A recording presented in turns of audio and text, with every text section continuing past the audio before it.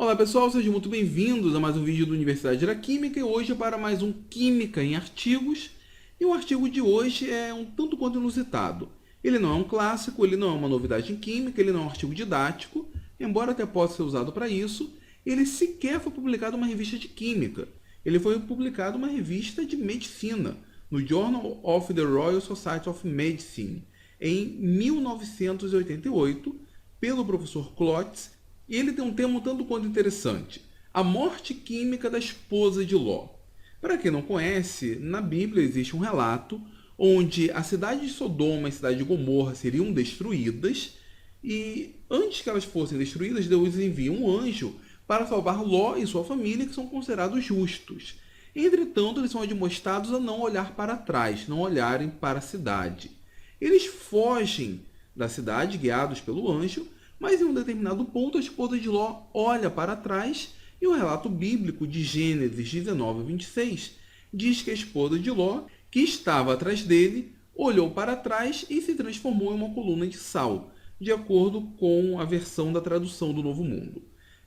Deixa eu deixar algo bem claro antes de avançar: esse vídeo não é uma discussão a respeito de fé. Se você não acredita na Bíblia, não adianta nenhuma base científica.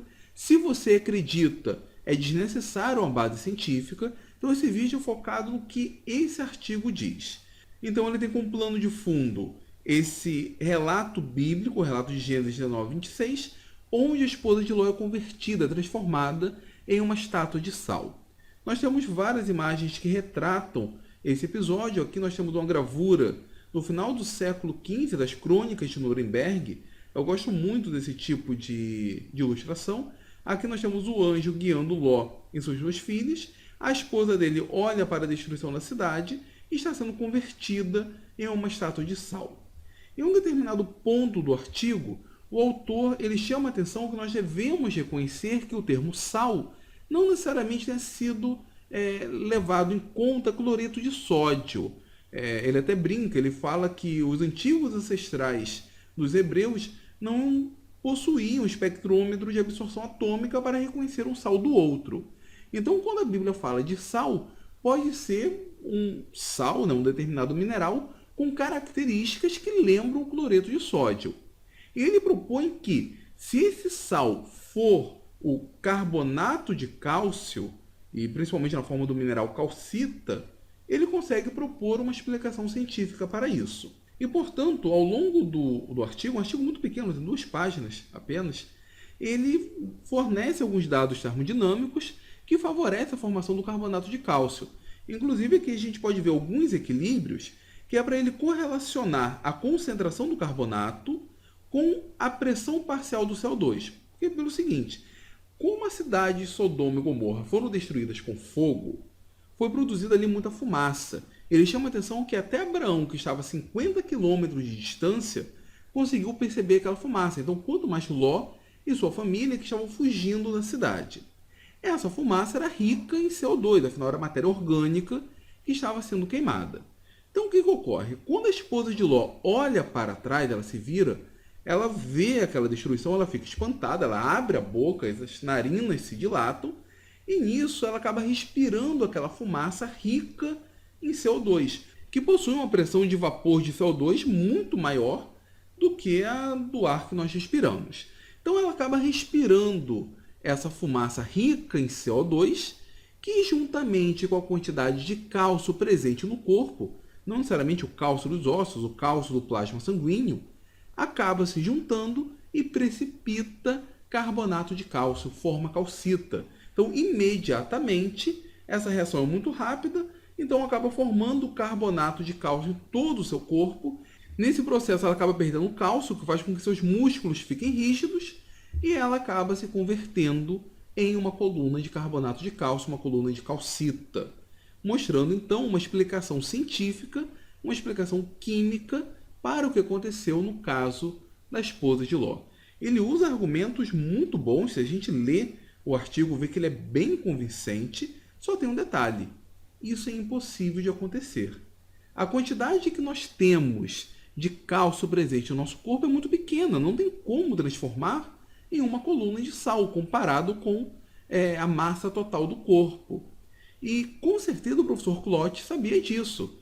Embora a explicação dele tenha sido um tanto quanto rebuscada, tenha fornecido detalhes, tenha sido bem convincente, ele sabia que seria impossível, mesmo se essa reação acontecesse, que a esposa de Ló, ou que qualquer pessoa, fosse convertida em uma coluna de calcita. Então por que ele escreveu isso? Notem que ele escreveu em um jornal para médicos, no jornal de medicina. Se ele escreve esse artigo em um jornal para químicos, muito provavelmente o artigo não passaria, porque um químico ia olhar esses equilíbrios, iria reconhecer, só que ele ia saber muito bem que a quantidade de cálcio presente no corpo não seria suficiente para isso. Na verdade, os médicos sabem, só que infelizmente isso mostrou que os médicos que avaliaram esse artigo não ligavam muito para alguns conceitos básicos de química. Vale uma crítica que muitos médicos hoje acabam desprezando bastante a química. Para muitos deles, um remédio é apenas um nome, ele não tem significado químico associado, o que é um perigo muito grande. Mas o que o professor Clote mostrou com isso? Ele mostrou que, mesmo artigos científicos publicados em jornais e em revistas de respeito, notem que esse jornal é da Royal Society, traz alguns erros, às vezes erros grotescos. Nesse caso, por exemplo, é uma explicação absurda que nunca passaria, quer dizer, nunca não, mas esperamos que não passaria em um jornal para químicos. O objetivo desse quadro é mostrar para vocês a importância da leitura de artigos científicos. Nós devemos ver o que tem sido produzido de química na literatura, porém devemos tomar cuidado. Mesmo artigos presentes na Royal Society ou na RSC, mais especificamente, ou da ACS, podem trazer erros. Esses erros passam pelos avaliadores, acabam entrando na literatura e a gente pode acabar pegando esse erro e propagando. Então nós precisamos tomar muito cuidado. O problema é que às vezes a gente não consegue identificar esse erro. Se nem os avaliadores conseguiram identificar, quanto mais a gente, se não for um especialista nesse assunto. Porém, devemos sim tomar muito cuidado com isso. Eu espero, pessoal, que vocês tenham gostado desse artigo. Ele é bacana para mostrar em sala de aula, só que principalmente que tenham prestado atenção que nós devemos tomar muito cuidado com o que é publicado, mesmo em revistas importantes, mesmo em revistas de alto impacto. Para finalizar o vídeo, toda essa discussão, essa referência não veio da minha mente, eu não achei aleatoriamente esse artigo e cheguei a essa conclusão. Isso, na verdade, é discutido nesse livro, que eu devo fazer uma quimioteca dele logo em breve.